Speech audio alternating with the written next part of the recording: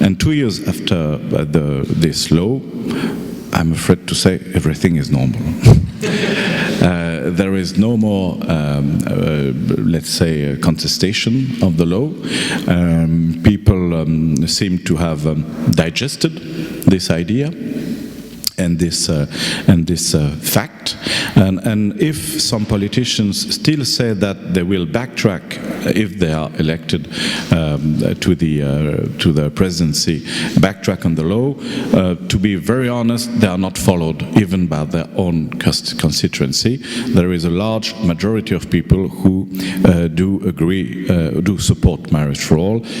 November 2014, almost 70% of the French people declared they supported the law, which is significant and which is much bigger than the polls we had just when the law passed. I have a lot of gay friends or LGBT friends who told me, no way, we don't want to be married. I mean, you heterosexuals have so many problems with your marriage. You don't want to mimic you. And I mean, it's understandable in a way.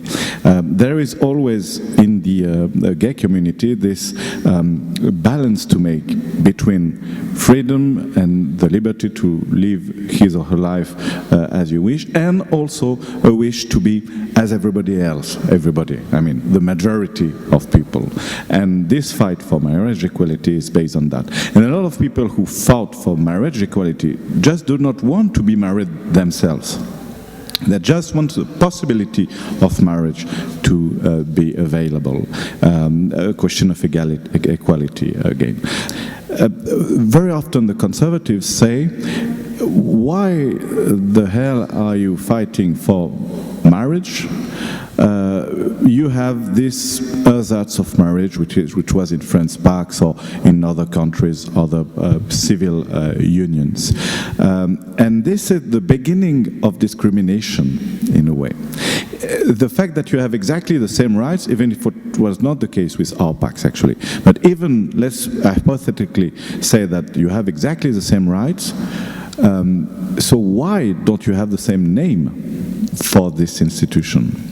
It's illogical, and when there is something illogical, very often there is a problem, there is a discrimination, there is unfairness.